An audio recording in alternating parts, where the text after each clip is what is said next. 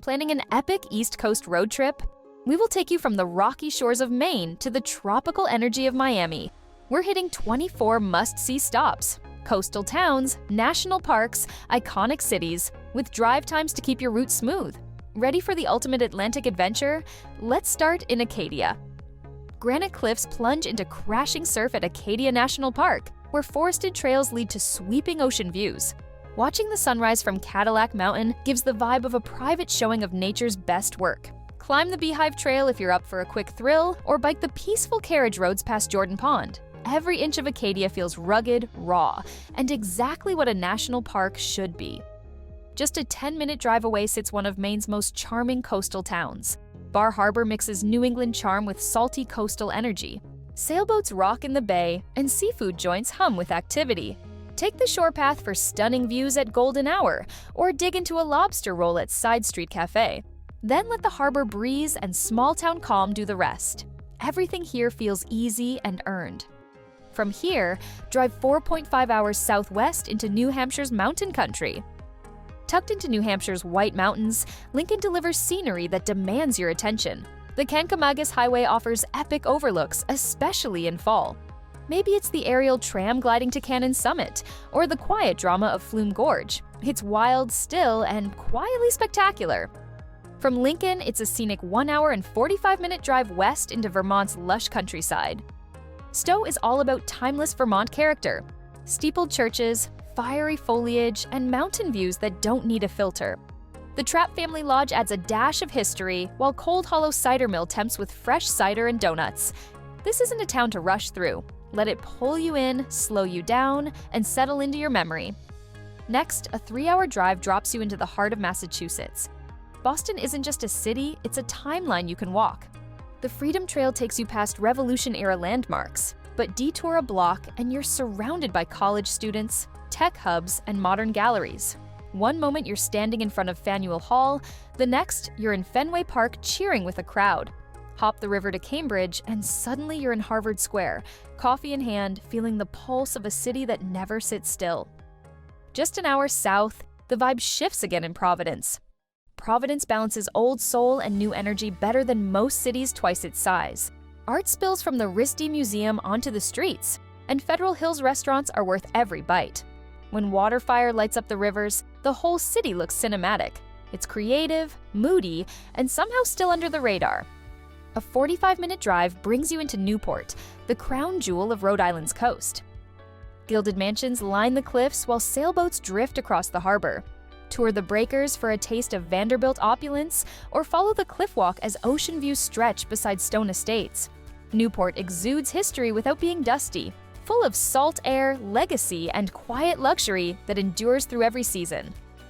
Another hour south lands you in Mystic, a coastal town that's long outgrown its hidden gem label. The Mystic Seaport Museum brings New England's maritime past to life, with tall ships and working shipyards. Downtown, Mystic Pizza still draws movie fans, and the sidewalks fill with weekend wanderers and salty breeze. It's relaxed, walkable, and built for aimless exploring. After a 2.5-hour drive, the calm ends and New York City begins. This is the pulse of the East Coast. Central Park breathes at its center, and skyscrapers rise like steel mountains around it. You don't just visit New York, you absorb it. Chinatown fills the air with rich aromas, the Met invites hours of wandering, and the Staten Island Ferry offers a breeze-filled view of the Statue of Liberty. In the West Village, bookstores glow through rain-slicked windows, pizza joints bustle with late-night regulars, and basement jazz clubs hum beneath quiet streets. The city surges with contrast. Bright lights, hushed parks, global energy, and thousands of quiet moments happening all at once. About 2 hours southwest of New York is Philadelphia, a city that wears its history without dressing it up. Independence Hall and the Liberty Bell are easy to find, but so are block parties, dive bars, and murals on almost every wall. Reading Terminal Market is the move for lunch. The atmosphere is scrappy and grounded, and the past is just part of the everyday backdrop, not a staged attraction. About an hour and a half south, the skyline fades and shore towns take over. Cape May trades the city grit for painted porches and iced tea on the lawn. This beach town is straight-up Victorian, with pastel houses and antique shops that look like time just paused. The lighthouse is worth the climb, and sunset at Sunset Beach is no joke. It's quiet, but not sleepy. Just enough charm without tipping into postcard cliché. After 2.5 hours on the road, you're back in city territory with a totally different vibe. Baltimore doesn't try to impress you, and that's part of the charm. The inner harbor gets the attention, but neighborhoods like Fells Point and Hampton are where the good stuff lives. Crab houses, record shops, and locals who'll actually talk to you. You can check out the American Visionary Art Museum if you want something different. It's casual, lived in, and better than most people give it credit for. Washington, D.C. is only about an hour from Baltimore, and it's packed with more museums and monuments than most countries. The National Mall alone could eat up a whole weekend, from the Lincoln Memorial to the Air and Space Museum. And yes, everything's free. It's structured and symbolic, but the energy is real, especially if you catch a protest, parade, or food truck crowd at lunch. 70 miles west of DC, the skyline disappears and the Blue Ridge takes over. Shenandoah National Park is a 1 hour 15 minutes drive inland and a complete shift from coastal scenery. Skyline Drive cuts through the Blue Ridge Mountains with long, quiet views you don't have to hike for. That said, Old Rag and Dark Hollow Falls offer solid trails if you want to stretch your legs. It's less about bucket list moments here, and more about slowing down and clearing your head. Back on the road, 2.5 more hours brings you to Virginia's colonial time capsule. Williamsburg leans hard into its 18th century identity, but in a way that's surprisingly engaging. Actors in costume talk like it's 1775, but the commitment makes it immersive instead of cheesy. Tour the governor's palace, check out the blacksmith, and maybe try a turkey leg for lunch. It's walkable, family-friendly, and way more interesting than your high school history class ever was. From there, you'll drop southeast for about 3 hours until the road ends in sand and surf. The Outer Banks stretch along the edge of North Carolina like a sandbar that forgot to stay put. This place is all about beaches, lighthouses, and wide open sky. You'll see wild horses at Corolla, the Wright Brothers Memorial in Kill Devil Hills, and more mini golf than you knew existed. Rent a beach house, roll down the windows, and let the salt air reset everything. Wilmington is about 4 hours south, a coastal city that shifts the mood from mountains to river views. The downtown is compact and easy to explore, with old brick buildings, coffee shops, and a riverwalk that doesn't try too hard. Wrightsville Beach is just minutes away if you need ocean time. It's the kind of stop that fits into your day without needing to rearrange your whole plan or your mindset. A short 90-minute drive puts you in full-on vacation mode. Myrtle Beach goes all in on entertainment. The boardwalk runs for miles, arcades buzz all day, and family-friendly attractions compete with endless mini golf courses. Neon signs flash above pancake houses and souvenir shops. Ride the skywheel, stretch out on the sand, or pick a seafood buffet and just go with it. Loud, lighthearted, and totally built for letting loose. Drive 2 hours down the coast and things slow way down. Charleston delivers that low country charm everyone talks about. Cobblestone streets lead through pastel neighborhoods, and the food scene earns its reputation without trying too hard. Want something different? Head to City Market for souvenirs, or Fort Sumter for some context.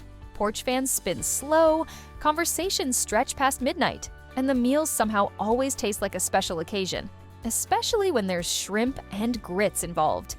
Head 2 hours south and cross into Georgia, where charm gets turned up another notch. Savannah welcomes you with moss-draped oaks, brick streets, and a square every few blocks. The historic district is easy to explore on foot, with spots like Forsyth Park and the hauntingly beautiful Bonaventure Cemetery worth a detour. Restaurants and bars spill onto patios, and the open container law keeps the streets lively. The whole place has a looseness to it, refined but not fussy, and full of character in every direction.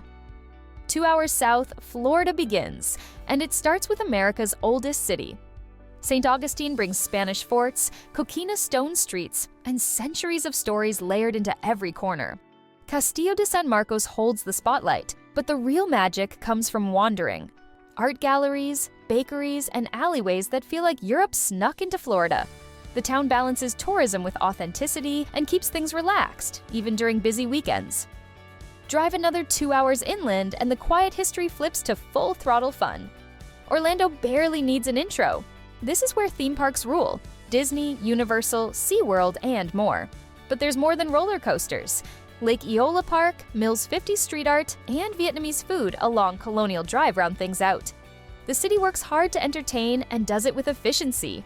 Families, foodies, and thrill seekers all get their space here.